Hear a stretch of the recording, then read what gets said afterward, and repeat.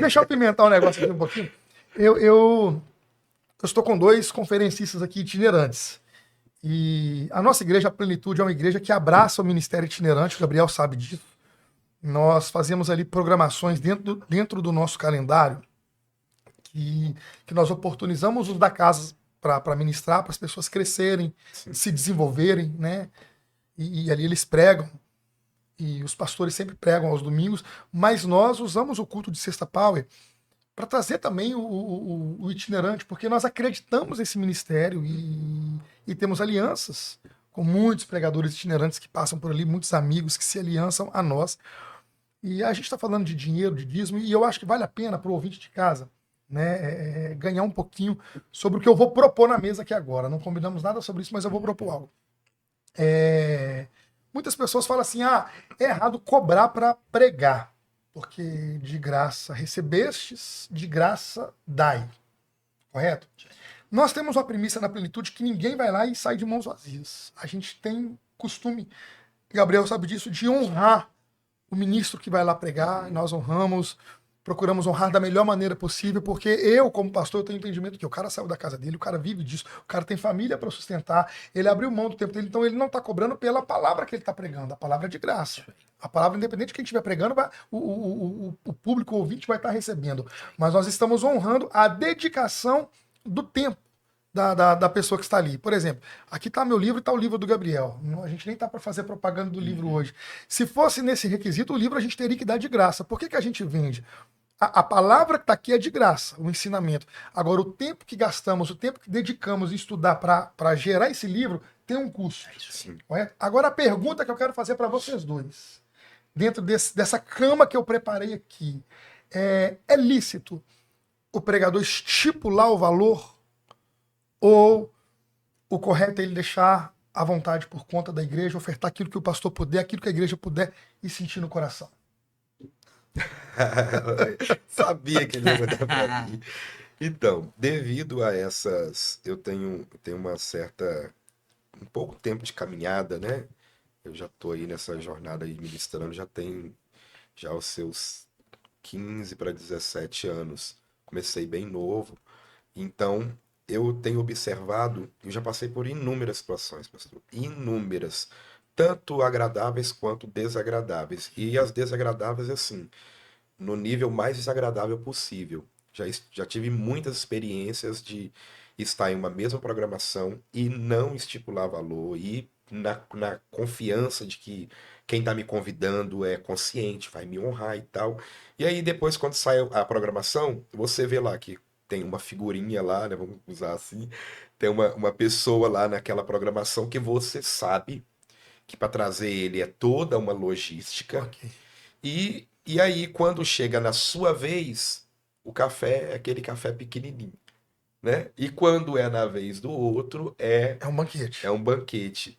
Então eu vejo que essas coisas foram desgastando muitos pregadores, né? E assim, eu trato dessa forma. Quando alguém me convida, que é um amigo, que é um parceiro independente, é amigo, é uma pessoa que eu tenho uma estima, eu de forma alguma toco nessa questão financeira, porque eu sei que o amigo, ele vai me honrar. E quando eu liderava lá na igreja, cuidava do departamento que era um culto profético. Então, quando era um amigo meu, nossa, se eu tivesse a oportunidade de levar o Gabriel Firmino, no dia que eu levasse ele, é aí que eu sempre tirei do meu bolso, né, para fazer um momento ali, um pós-culto com os pastores, os convidados, sempre levava para jantar.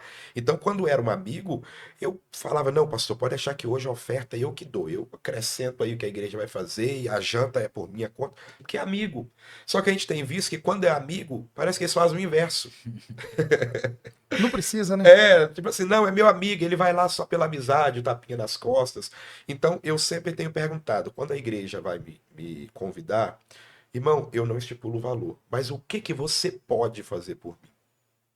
Ah, pastor, a gente pode fazer X. Amém. Tá dentro da minha condição, é longe. Irmão, você pode fazer algo mais, porque é toda uma logística. Eu moro em Vila Velha, é longe, né? O meu carro bebe um pouco mais de combustível. Mas se não puder, eu também não falo, ó, eu só vou se você fizer X. Porque eu também levo um material. E o Uhum. material que eu levo é exatamente para aliviar a igreja que está me convidando. Ok. Como, né, vocês têm um livro, que isso também ajuda para aliviar a igreja. E aí, quando é que eu tento ali combinar algum valor? Quando é um congresso, uma conferência. Porque eu sei que aquela igreja, aquele departamento tem um tempo para se programar, né? Para ali levantar um caixa. Mas nada também que eu falo assim, ó, eu só vou se fizer X. Não, eu deixo muito a quem da igreja. O que que vocês podem fazer? Pode melhorar? Se puder, amém. Se não puder, eu vou do mesmo jeito. E em muitas experiências eu já tive de combinar uma coisa, Deus achar graça na gente, no culto, na manifestação, no resultado, né, através da palavra, almas se convertendo, vidas sendo batizadas, e a pessoa que nos convida às vezes fica até constrangido, poxa, eu não posso fazer só isso, tem que honrar mais. Vem com o filho, vem com a esposa. E olha o que que Deus fez. Aí a pessoa fica constrangida e acaba fazendo mais. Mas eu também já tive experiências de ter que dormir no chão, sair da minha casa, ir para outro estado, dormir no chão. Eu tenho uma experiência que me marcou muito. Eu fui pregar num estado, eu vou falar o nome do estado, mas não vou falar a cidade, a Bahia. Bahia é grande. Em uma das experiências que eu tive, foram assim, tive muitas experiências boas, o povo baiano é muito receptivo, mineiro, eu sou mineiro, suspeito de falar, mineiro é muito receptivo, mas eu fui em uma determinada cidade da Bahia que eu cheguei e o pastor me colocou num hotelzinho da cidade, no centro da cidade, que era uma pensão para caminhoneiro. E aí só imagina, só tinha um banheiro na pensão. Eu recém-casado. Hoje eu tenho 11 anos de casado. Isso foi lá no início do meu casamento. Aí os caminhoneiros passavam, quando eu entrei para conhecer o quarto, os caminhoneiros passando de toalha de banho no ombro, sem camisa, de shortinho, e movimentação de mulheres ali, e um banheiro só, e eu olhei assim, e falei, cara, isso aqui é um outro, é uma outra situação, isso aqui não é uma pensão, é isso aí mesmo que vocês estão imaginando. Aí eu liguei pro pastor e falei, pastor, então, eu acho que o senhor confundiu. Isso aqui não é muito um hotel, não. Eu acho que isso aqui é um lugar de encontro. E se o senhor tiver um outro lugar que o senhor possa me colocar, amém. Mas se o senhor não tiver, na casa de alguém. E aí me levaram para casa de alguém lá. Cheguei na casa da pessoa, eu sou muito alérgico, e aí era uma parede que tinha muito mofo. Não dava para ficar no quarto. Eu falei, eu tinha que pregar 2 dias. Eu falei, pastor, se eu ficar aqui, eu não consigo pregar. Consegue um outro cômodo da casa? O único lugar que eu consegui para dormir foi a sala da casa do pastor. Eu não tinha filho, era só eu e a esposa. Jogamos o colchão no chão ali. Eu sou muito flexível com essas coisas. Eu não importo.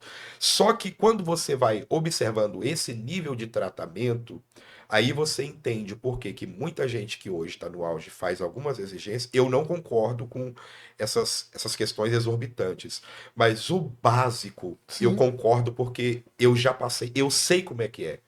Tive que dormir no chão, já tive que chegar em lugares que eu levei meu filho e não teve janta, me deram biscoito creme crack para dar ao meu filho, um café, e eu com a esposa ali, aí você pensa assim, poxa, você sai do conforto da sua casa para ir pregar a palavra, você dá tudo de si, você se consagra, você ora, você jejuma, você coloca o carro na estrada, você corre risco para chegar lá e ter esse tipo de tratamento. Aí é por isso que você entende o porquê que alguns acaba desenvolvendo uma cultura de estipular valor e às vezes sobe para a cabeça, começa a estipular valor altos, mas isso nunca é assim. Ah, da noite para o dia eu vou cobrar X ou 2x. Não, ele começa assim, ele vai indo, vai indo, vai indo. E aí eu já tive em várias experiências de estar no mesmo congresso que algumas figuras é, conhecidas na nossa nação e até fora, e o pastor que me convidou, ele fazer de tudo para me levar na condição menor possível.